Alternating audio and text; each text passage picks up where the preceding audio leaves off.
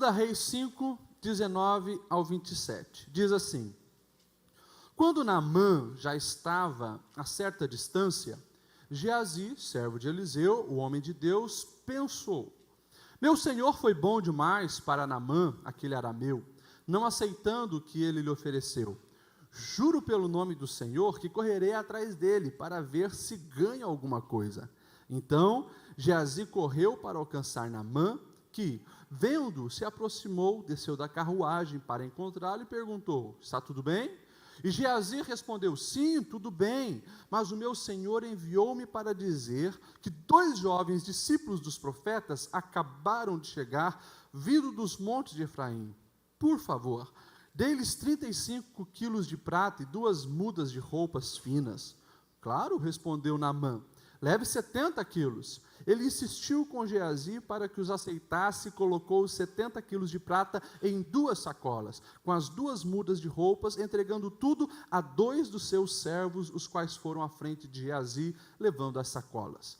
Quando Geazi chegou à colina onde morava, pegou as sacolas das mãos dos servos e as guardou em casa. Mandou os homens de volta e eles partiram. Depois entrou e apresentou-se ao seu senhor Eliseu. E este perguntou: onde você esteve, Geazi? Geazi respondeu: o teu servo não foi a lugar algum? Mas Eliseu lhe disse: você acha que eu não estava com você em espírito quando desceu da carruagem para encontrar-se com...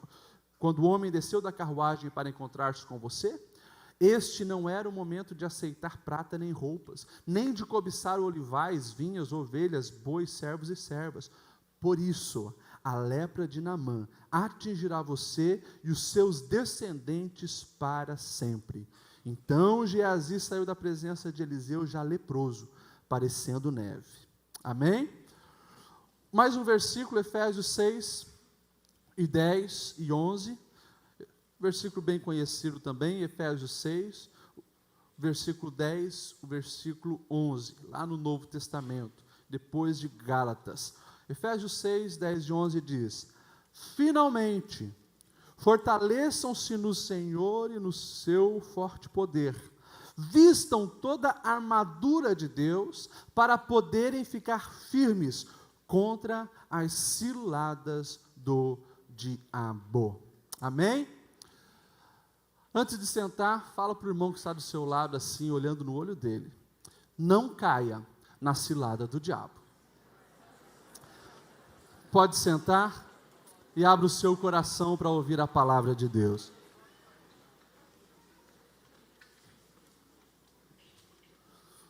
Todos nós conhecemos a história da cura desse general sírio chamado Naamã. Naamã era um homem de muito poder, mas era leproso. Tinha uma doença que era uma das piores doenças da sua época. A lepra, quando assolava uma pessoa naquela época, a pessoa sabia que todas as outras suas atividades ficariam limitadas. Por quê? Um leproso já em estado mais avançado teria que se isolar da sociedade, porque era uma doença altamente contagiosa. Já falei para os irmãos que quando uma pessoa era oficializada como leprosa, principalmente nos tempos de Jesus, ela não mais poderia estar participando na sua família, não mais almoçaria com a sua esposa, com os seus filhos. Uma pessoa leprosa, ela estava isolada da sociedade. E quando precisasse entrar na sociedade, para comprar alguma coisa na cidade, fazer alguma coisa, ela tinha que entrar já anunciando que era leprosa, e a palavra que, principalmente no grego, elas usavam, é a palavra imundo. Imundo chegando, e assim as pessoas se afastavam, e o leproso podia se aproximar. Naamã descobriu que estava leproso, e é bem provável que a lepra de Naamã não era uma lepra avançada ainda, porque nós entendemos que ele ainda estava na função de general do exército da Síria. E lá, Naamã, depois das suas guerras, a gente sabe que ele leva uma menina escrava do povo de Israel, e essa menina fala para ele: olha, lá em Israel tem um Deus que pode te curar. Naamã vai e fala com o rei de Israel, o rei fica indignado, pensando que ele estava querendo arrumar uma situação ali de impasse, brigar, até que Eliseu falou, manda ele para mim, você não precisa, rei, ficar apavorado, manda ele para mim. E Naamã então vai ali falar com o profeta Eliseu. Você conhece a história, Eliseu manda um recado através do seu servo, dizendo, fala então para Naamã dar 7 mergulhos no Rio Jordão. Naamã fica irado, fica indignado, mas um dos seus servos diz, se fosse algo tão difícil, 7 mergulhos no rio, vai. Então ele vai até o rio, mergulha 7 vezes, recebe a cura, um milagre, e volta todo entusiasmado agora para abençoar, para presentear a vida do profeta Eliseu. Ele tinha trazido muito ouro, muitas roupas finas, roupa naquela época era um artigo de luxo, e quando chega lá, Eliseu diz, não precisa, ô Naamã, né? Você não precisa nos dar nada, pode levar tudo que você trouxe de volta, teu ouro, tua prata, tuas roupas. E Naamã falou, então tá bom. E Naamã pede então que ele pudesse que pudesse encher ali um pouco de terra, para levar terra para ele adorar a Deus agora lá na Síria.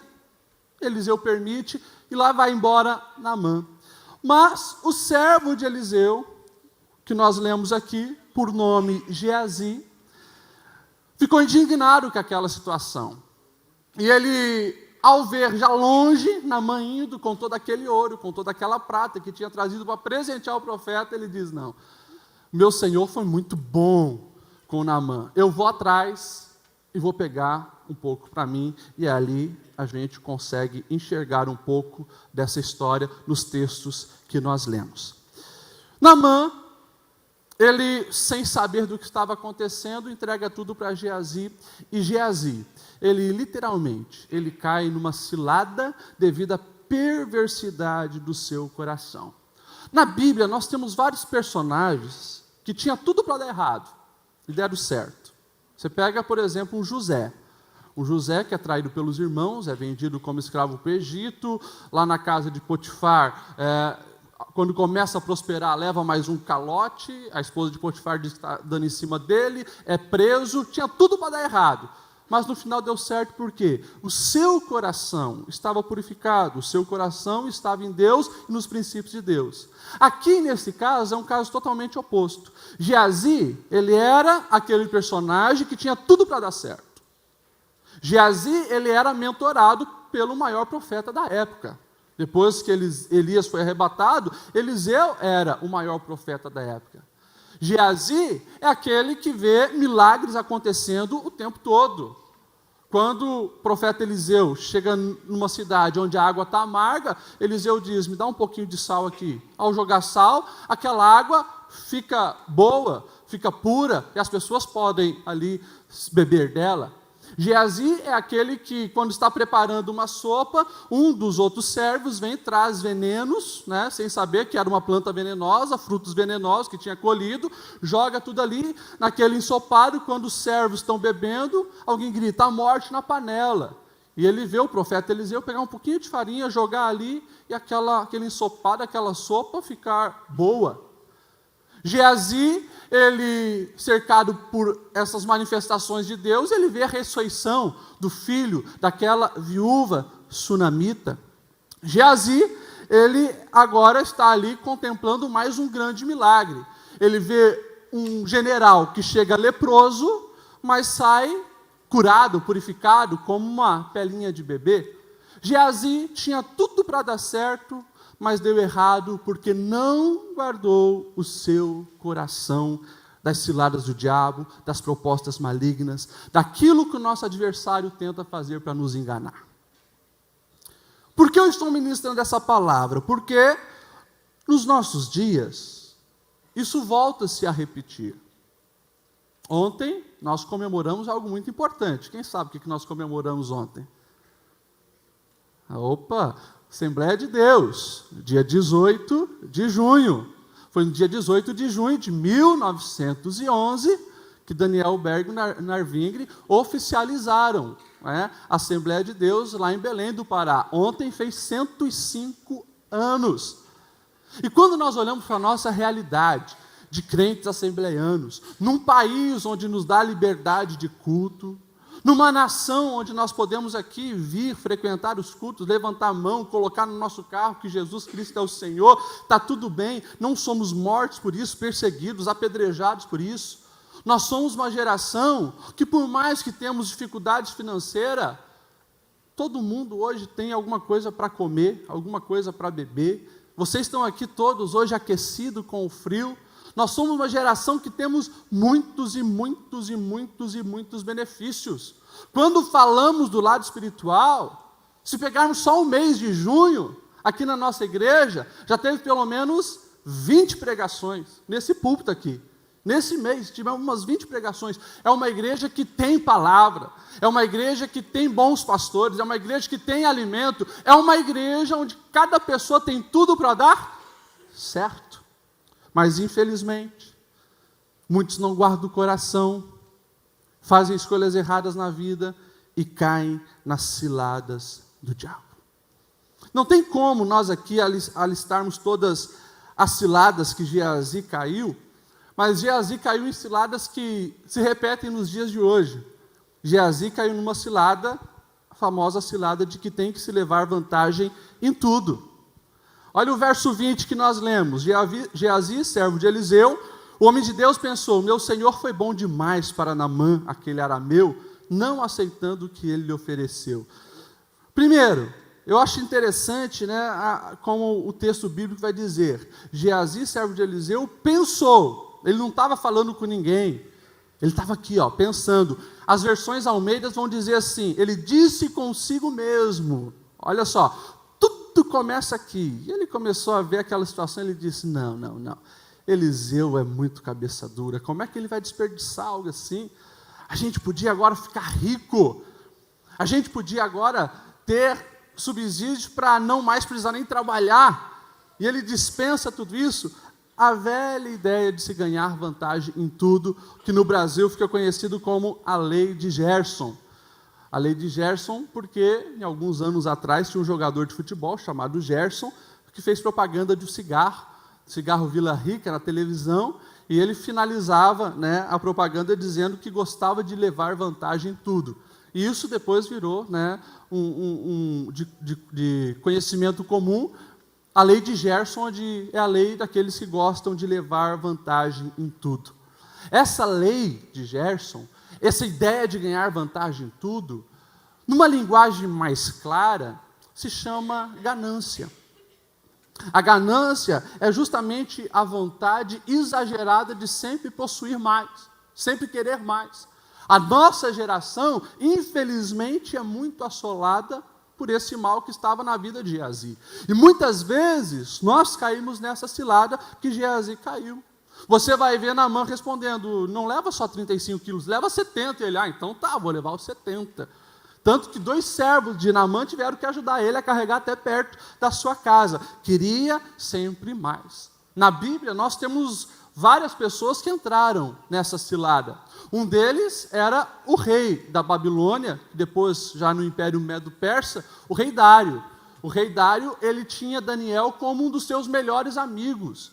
Tinha o Daniel como um dos homens da sua confiança, tanto que ele queria colocar Daniel como o governador da Babilônia naquela época.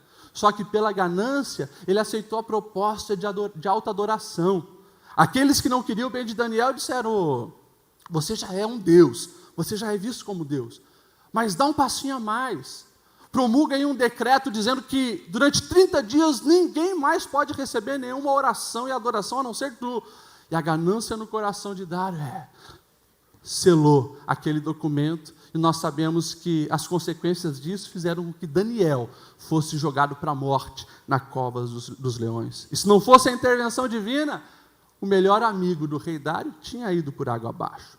Nós temos visto uma geração gananciosa caindo nessa cilada, assim como caiu Geazi, a cilada da ganância, de tentar levar vantagem em tudo. Isso, infelizmente, acontece até nos relacionamentos. Os relacionamentos conjugais, relacionamentos com as pessoas, relacionamentos no trabalho, relacionamentos até com Deus. Olhar as pessoas não mais como seres para ser amado, mas seres para ser usado. Precisam me favorecer, preciso ser uma escada para mim subir para o meu sucesso. E Deus virou aquele supermercado existencial onde a minha relação com Ele é de interesse. Quando eu estou na pior, quando estou passando por uma dificuldade, vou lá no mercado, compro o produto que eu preciso. Vou lá em Deus, pego o que eu quero e deu. Isso tem sido uma visão errada, distorcida, cilada, que leva para a morte. Geazi caiu nela.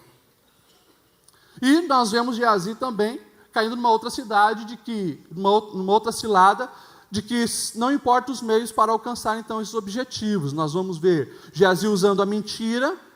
Primeiro ele mente para Naamã, dizendo, olha, chegou lá na casa do profeta Eliseu 2 discípulos, e ele queria, então, abençoar essas pessoas. Tem como você dar alguma coisa? Mentiu. Ele não tinha falado nada com Eliseu.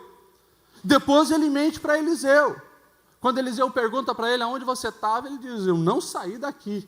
A mentira, cujo pai é o diabo, vem acompanhado com a ganância e com os meios para suprir esse orgulho, essa ganância, essa ambição. Depois você vai ver ele caindo também no erro de respeito à autoridade, porque ele olha para o seu Senhor e não tem vergonha de mentir ali na cara.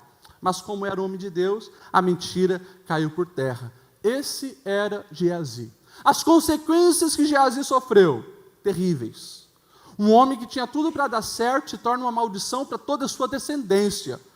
Porque aquilo que ele não queria de Naamã, que era a sua antiga doença, quando ele recebeu o ouro, quando ele recebeu as capas, ele também acabou recebendo aquela doença. Eliseu olha para ele e diz, por você ter mentido, enganado, por você ter alimentado a sua ambição, aquela doença agora vai ser sobre você e sobre toda a sua descendência. Forte. Imagine isso. Uma pessoa que tinha tudo para dar certo, agora é a introdução de uma maldição hereditária para ele e para os filhos. Geazi andava com o homem de Deus, Geazi via as manifestações de Deus, os milagres de Deus, mas não deixou esse Deus purificar o seu coração. Consequentemente, as suas escolhas foram de mortes. E ele certamente sofreu muito, padeceu muito por causa disso. Pastor, e o que o senhor quer falar para a igreja hoje? Que nós precisamos ter cuidado para não cair nas ciladas do diabo. Quando Paulo está falando aos Efésios, ele deixa um adjetivo muito específico sobre essas ciladas. As astutas ciladas do diabo. As ciladas do diabo são feitas com esse ímpeto de astúcia. Cilada já fala de algo que muitas vezes você não vai ver. Cilada fala de algo, de uma estratégia que não está ali a olhos nus. Se alguém vai armar uma cilada para você, ele vai fazer de um jeito para que você não tente descobrir. E quando Paulo está falando do nosso adversário, que tem mais de 5.000 anos de experiência observando o comportamento humano, ele sabe que as astutas ciladas do diabo podem sim nos derrubar. Nós precisamos estar ligados, porque o diabo não brinca de ser diabo. O diabo veio para destruir as nossas vidas, impedir com que esse momento aqui tenha um significado na nossa vida. Um momento onde nós sabemos que em Cristo temos redenção, porque o pecado nos afasta de um Deus santo. E se nós não entendemos o processo da graça, nós ficamos afastados desse Deus. Então, nós precisamos entender que o diabo tem por objetivo sempre tentar nos afastar de Deus e tem as suas ciladas para isso acontecer. Pastor, como que eu consigo vencer as ciladas do diabo? Como que eu consigo me desviar, fugir, sair das ciladas do diabo? Eu coloquei aqui 4 verdades, e é isso que eu gostaria que rapidamente você entendesse. Primeira maneira de você vencer as ciladas do diabo, você precisa ter as suas convicções de fé, de vida, do seu Deus. Ter convicção. Você pode até crer, mas é a convicção que vai fazer você evitar o pecado, vai fazer você não cair na tentação quando vir a cilada do diabo. Nosso adversário, ele sabe disso.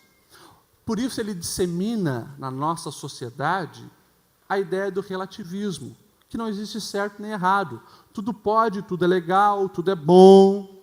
Só que você não vê ninguém que pratica o relativismo na prática tendo sucesso lá na frente. Alguns anos atrás, principalmente os com mais de 40 anos atrás, vão se lembrar da famosa música Metamorfose Ambulante, né?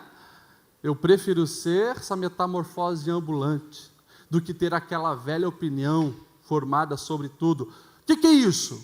Isso é uma proposta do diabo, para que você não saiba o que acreditar, para que você hoje acredite numa coisa, amanhã em outra. Não, eu tenho que ser fiel no casamento, eu tenho que curtir a vida. Não, o divórcio às vezes é bom. Não, a mentira às vezes é necessária. Relativismo. E a nossa sociedade tem abraçado isso, praticado e se destruído. São os Geazis da vida. Não tem convicção do que acreditam, não tem convicção do que é o certo, não tem convicção nas suas escolhas do dia a dia. E acabam caindo. Quando nós vemos o salmista lá no Salmo 1, que você conhece de cor e salteado, falar sobre a diferença entre o justo e o ímpio, você vai ver ele dizendo: é como árvore plantada à beira de águas correntes o justo, dá fruto no tempo certo, suas folhas não murcham, tudo que ele faz prospera. Daí quando ele vai falar do ímpio, ele vai dizer: não é o caso dos ímpios, eles são como palha que o vento leva. Não estão firmados, não sabem para que estão ali, não estão absorvendo água. O ímpio é essa palha que o vento leva. Você foi chamado para ser árvore plantada ali aos lados de Deus. E o dia que sair dali é para voar nas asas do Espírito, sendo guiado pelo Espírito. Isso gera vida e isso leva ao sucesso. Quando nós falamos de convicção, nós falamos de um Daniel, que mesmo adolescente ainda, quando foi levado para sua Babilônia, depois de ver a cidade de Jerusalém destruída, depois de ser infiltrado lá numa cultura diferente, língua diferente, Deus diferente, com manjares promíscuos, com os banquetes do rei, tudo do bom e do melhor para comer, mas com imoralidade, tanto na área sexual como idolatrias, ele olha aquilo e ele tinha uma convicção.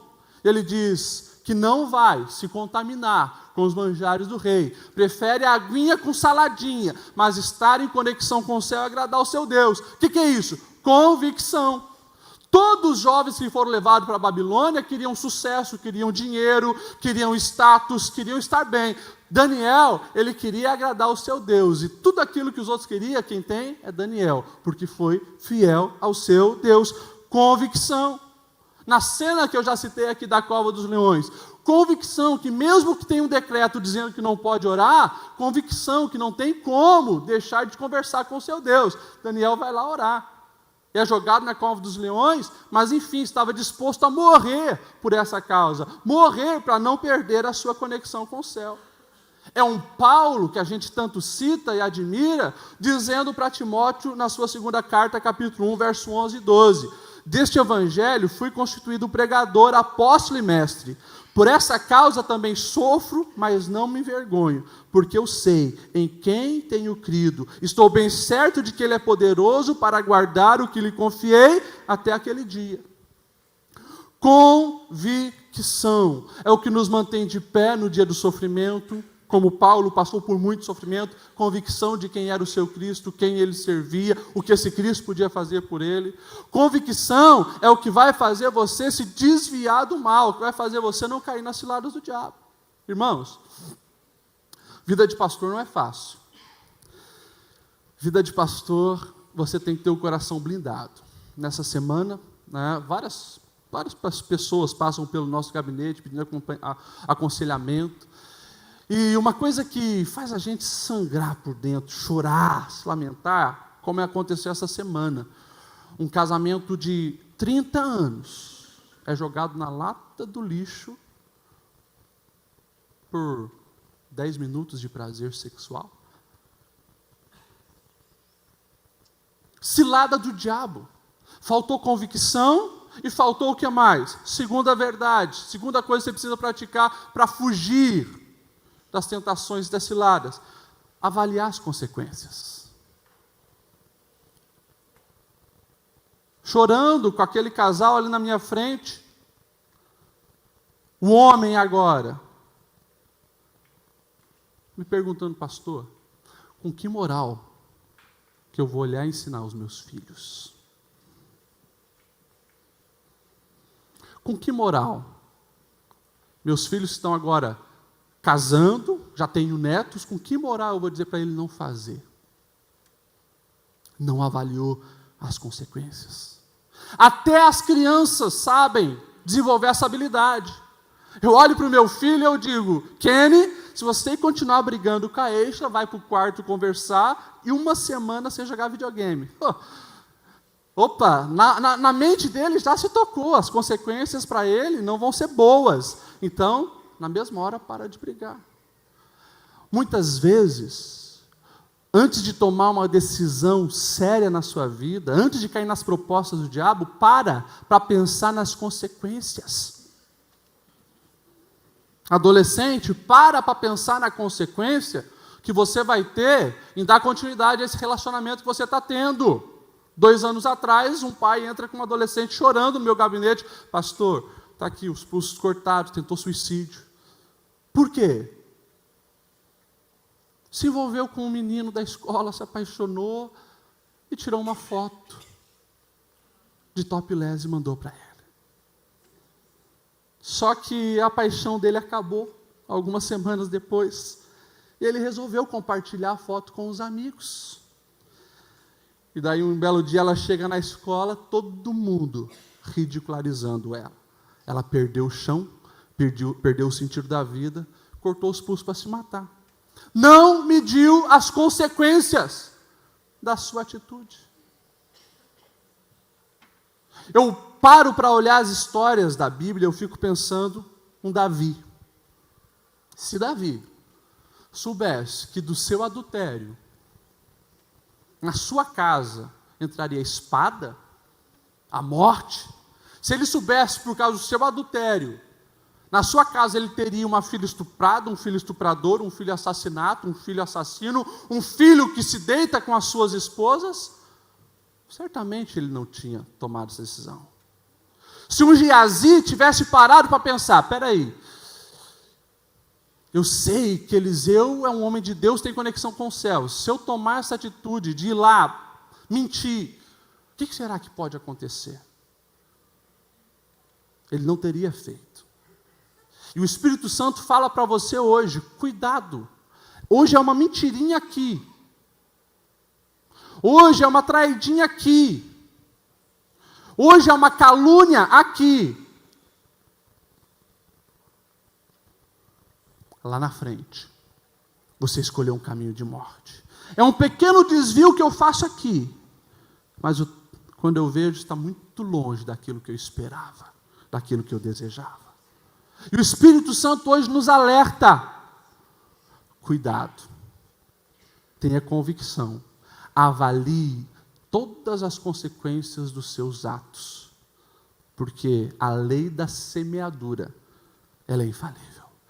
Tudo que o homem semear, isso também colherá. De Deus não se zomba. Você pode enganar marido, esposa, filhos, pastor, chefe. De Deus não se zomba. Terceira coisa que nós precisamos aprender a fazer para se livrar das ciladas do diabo é nos prevenirmos contra o mal. Primeiro, discirna a tentação. Tentação não é pecado. Pecado é cair na tentação. Tiago ele vai dizer na sua carta, capítulo 1, verso 15, e é muito interessante o que ele diz. Quando alguém for tentado, jamais deverá dizer, estou sendo tentado por Deus. Pois Deus não pode ser tentado pelo mal e a ninguém tenta. Cada um, porém, é tentado pelo próprio mau desejo. Desejos, começa aqui. Sendo por este arrastado e seduzido. Então, esse desejo, tendo concebido, dá à luz o pecado, e o pecado, após ter se consumado, gera a morte. A versão da Mensagem, eu gosto muito desse último versículo, vai dizer assim, se cedermos a esses impulsos, logo o pecado mostrará a sua cara, e quando o pecado toma conta da situação, o resultado é a morte. Está lá no Egito, todo dia, a esposa de Potifar tentando José. Vem para a cama, vem comigo. Ele foge. Um dia ela arquiteta tudo, manda os empregados sair, o seu esposo não está, ela agarra e ele não titubeia. Mesmo a capa ficando na mão dela, ele foge. Nós precisamos fugir da tentação. Fugir da tentação. Seja sexual, seja a tentação do poder, que daí envolve a mentira, envolve o desrespeito ao próximo, seja a ganância. Fugir da tentação. E o mais importante, a melhor maneira de se prevenir contra o mal é a aliança com Deus. É estar conectado com os céus, é estar sensível à voz do Espírito Santo. Jesus, ele foi muito claro ao dizer, Mateus 26:41, orem e vigiem, para que não caiam em tentação. O espírito está pronto, mas a carne é fraca. A nossa comunhão com Deus, a nossa intimidade com Deus, a nossa oração, a nossa leitura e meditação na palavra, isso eu tenho falado várias vezes, o nosso arroz e feijão. Se você é um raquítico espiritual, e todos que não oram, não lêem a Bíblia, não buscam comunhão com Deus, se tornam um raquítico espiritual, uma hora cai. Uma hora a doença vem, porque a imunidade fica baixa. Nós precisamos alimentar, nós precisamos ter essa aliança com Deus, nós precisamos valorizar mais isso aqui. O véu se rasgou, não é mais necessário um intermediário, um sacerdote. Nós podemos ter acesso direto a Deus, conversar com Deus, receber de Deus. Temos o Espírito Santo, companheiro, professor, consolador, ajudador, o Paracletos, aquele que está ao lado. Deixa esse Espírito Santo falar. E como é que ele fala? Quando um coração está aberto para ouvir. Quando ele tem voz, quando ele tem vez na nossa vida, ele orienta. Ele vai gerar angústia quando está para tomar uma decisão errada. E ele gera paz quando está para tomar a decisão certa. O Espírito Santo está aí, nosso amigo de todas as horas. Isso é a melhor prevenção para não cair nas ciladas do diabo. O tempo passou e eu vou encerrar porque nós precisamos ministrar a Santa Ceia. Por fim, além de você ter convicção das verdades do reino, além de você avaliar as consequências e prevenir-se contra o mal, você precisa confiar em alguém para abrir o coração quando realmente você perceber que sozinho não vai vencer essa tentação. Hoje mesmo eu ouvi a interpretação errada de um versículo muito conhecido da Bíblia. Maldito o homem que confia no homem. Não dá de confiar em ninguém, não. Quando a Bíblia fala maldito o homem que não confia no homem, é maldito o homem que confia em si mesmo. Maldito o homem que constrói os alicerces da sua vida apenas achando em si mesmo, no seu potencial, que ele consegue, que ele pode. Esse é maldito. Uma hora ele vai ver que é fraco, que é pobre, que é cego, que é nu, vai cair. Mas a palavra de Deus, em várias passagens, nos orienta a ajudarmos uns aos outros. Ombro no ombro, parceiro. É claro que você não vai se abrir para uma pessoa que não tem suporte para te ajudar, não está preparado para te ajudar. Pelo contrário, isso pode ser um problema. Porque até o diabo, muitas vezes, arma uma cilada assim, você fala a coisa errada para alguém. Ontem, quem estava aqui viu a ministração da irmã Helena Tanuri. Alguém que está passando por um problema no casamento vai se aconselhar com qualquer uma outra pessoa, com um jovem da igreja. E daí, daqui a pouco, os dois estão envolvidos, porque não estava preparado, não tinha uma estrutura, não tinha testemunho para lidar com aquela situação. Mas, na maioria dos casos, nós precisamos sim de ajuda de alguém. Ajuda de um pastor, de uma pastora, abrir o coração para alguém, para um amigo de confiança, um obreiro maduro da igreja, alguém que você olha, tem testemunho de vida, abre o teu coração. Tiago vai dizer, capítulo 5, verso 16, portanto, confessem os seus pecados uns aos outros e orem uns pelos outros para serem curados, porque a oração de um justo é poderosa em seus efeitos. Eu fico imaginando se Geazi enxergasse nesse homem de Deus, Eliseu, como aquele que ele podia abrir o coração. ele teria falado: olha, eu sou ganancioso, eu sou inseguro quanto ao futuro e eu quero obter. Eliseu tinha tratado aquele problema, mas não, ele deixou o diabo alimentar. E sempre quando tem pecado oculto, sempre quando tem o velho homem latejando na nossa mente, no nosso coração, quando ele está ali, se não for tratado, aquilo ali vai aumentar. O tempo faz com que aquilo cresça, aqueles desejos impuros ganhem força. Por isso precisa ser colocado para fora, ser tratado por alguém. Ache alguém para você abrir o coração.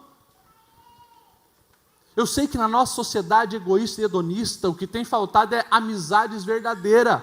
Pessoas de 40 anos de idade, às vezes chegam para mim: pastor, eu não tenho um amigo que eu possa abrir o coração. E eu pergunto: caramba, 40 anos de vida não conseguiu edificar um relacionamento saudável? Isso me preocupa. Infelizmente tem sido cada vez mais comum.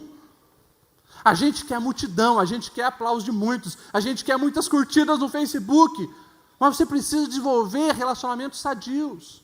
Não precisa todo mundo, mas 1, 2, 3 pessoas que te amem, ore por você, aconselhe quando preciso for, que você sinta a liberdade de abrir o coração. Nós precisamos praticar a irmandade. Nós somos filhos de Deus, da mesma família que vai morar no céu. Ore, peça para o Espírito Santo, me direciona numa relação de amizade saudável. Espírito Santo, me dê pessoas que eu possa confiar, que ora por mim, que me ajuda. Mas você precisa ter bons amigos, e Deus vai te ajudar. Nós não fomos feitos para viver isolado, e nós precisamos ter alguém para abrir o coração. Mulher, tem coisas que você sabe que não vai poder falar para o seu marido, tem uma amiga verdadeira. Homem, tem coisas que não vai poder falar para a sua esposa, tem um amigo verdadeiro. Como é que acontece isso? Nas relações. Dê um passo para fora dessa zona aí de conforto. Todo relacionamento a gente vai ter que abrir o coração, sim, para estar sujeito a ser machucado e ferido. Relacionamento é assim, porque ninguém é perfeito. Quando você está se relacionando com alguém, você está ali escolhendo uma pessoa imperfeita para você inteirar. Mas é assim que acontece.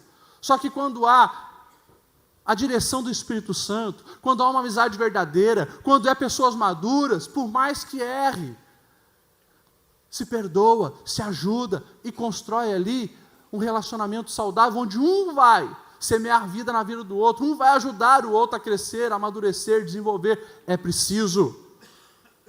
Busque isso em Deus, porque também é uma cilada do diabo, falsas amizades. É cilada do diabo, falsos relacionamentos. Por isso, não esteja preocupado, eu falo isso quase toda semana aqui nessa igreja, com os dons na vida de uma pessoa, esteja preocupado com os frutos. Porque o diabo, infelizmente, ele tem enganado a igreja até nisso. A gente olha a aparência, caramba, ele fala em línguas, ele profetiza, uau! E às vezes a gente abre o coração para aquela vida e é um baita picareta. Agora, os frutos, isso não tem como enganar. Tem um casamento saudável, é fiel à esposa, não tem o nome sujo na praça, não fica falando da vida dos outros, não é fofoqueiro, não é caluniador, não é boca suja. Opa, estou vendo o fruto. Esse é um bom amigo. Deus nos deu inteligência para nós realmente escolhermos isso sob a direção dele, da palavra. Nós precisamos de gente. E eu quero colocar um desafio para você. Você é pessoa de confiança? É uma amizade colocada por Deus na vida de alguma pessoa? Se não, se torne. Se afasta dos maus, mas se achegue dos bons, daqueles que estão vivendo segundo os princípios da palavra de Deus. Quem anda nesse caminho gera vida, quem anda nesse caminho glorifica o nome do Senhor, quem anda nesse caminho faz a diferença onde está. Você sente paz de espírito, você sente as coisas fluírem, porque Deus está naquela vida. Que isso seja com o outro, que isso seja com você, que isso seja nas tuas amizades. Mas é importante confiar em alguém. Você abrir o coração e dizer: meu amigo, ora por mim, eu estou sendo tentado na pornografia. Meu amigo, ora por mim, porque aquela funcionária do trabalho está dando em cima de mim. Ora por mim, porque aquele homem está me cantando. Ora por mim, porque eu estou com problema financeiro e estou querendo dar jeitinho brasileiro para resolver isso. Ora por mim. E ele vai orar. E como o Tiago disse, a oração pode muito em seus efeitos, uns ajudando os outros. Vamos se colocar em pé. Não tem mais tempo para continuar, tive que correr aqui. Em outro momento a gente volta nos assuntos. Mas eu quero finalizar com 1 Pedro 5:8. Estejam alertas e vigiem. O diabo inimigo de vocês anda ao redor como um leão que ruge, procurando a quem possa devorar. Provérbios 4:23, sobre tudo o que deve guardar, guarda o seu coração, porque deles procede a saída da vida. Paulo aos Romanos não vai usar a expressão coração, que era muito usada no Antigo Testamento, ele vai dizer mente. Transforma o mundo pela renovação da vossa mente. A mente de Cristo agora em vocês. Precisa colocar o óculos de Deus em vocês. Vocês começam a enxergar a vida pelo prisma celestial. Vocês começam a enxergar a vida pela ótica divina, o que é certo e o que é errado, o que pode, o que não pode. Mas o diabo também tem o óculos dele. E ele tenta sempre colocar na nossa vida, assim como fez com Geazi. Não, você tem que sair ganhando, você tem que se dar bem, você tem que mentir, você tem que enganar. Cuidado, cilada do diabo. Não troque teu casamento por uma aventura inconsequente. Não fale de alguém coisas que você não sabe. Não compartilhe mentiras. Não dê brecha para o diabo, porque uma hora isso pode levar você lá para baixo e fazer com que você e a sua família padeçam de uma maldição hereditária. Vamos orar? Pastor Nilton fazendo a oração. Baixe sua cabeça. Depois de ouvir essa palavra, sem dúvida você está sendo confrontado com as tentações, com as propostas, com as ambições, com as ganâncias que muitas vezes vem à tua alma, ao teu coração, as tentações diversas para você fazer isso, fazer aquilo. Você está sendo confrontado, e se você ceder, as consequências são o que já foi mencionado. Colocamos diante de Deus. Pai querido, Pai santo, nós ouvimos a tua palavra que nos confrontou, para que não venhamos cair no mesmo erro de Geazi, que cedeu às tentações, e enquanto estava sendo tentado pela ganância que estava no seu coração, ele não procurou abrir a sua alma ao homem de Deus, profeta Eliseu, e por isso caiu na cilada e na tentação que estava engodando o seu coração. Pai querido, diariamente, cada um de nós, cada pessoa que aqui está, sofre tentações, pensamentos entram na mente e precisam ser eliminados. Assim, de força, de graça, para que cada um possa zelar pela sua vida espiritual, porque sabemos que as consequências do pecado são terríveis, tenebrosas e trazem destruição. Mas a tua palavra tem nos confrontado nesta noite. A tua palavra veio ao encontro de cada um, e que cada um possa entender que realmente precisamos cuidar da nossa vida espiritual. Abençoe a todos, Pai, em nome de Jesus. Amém.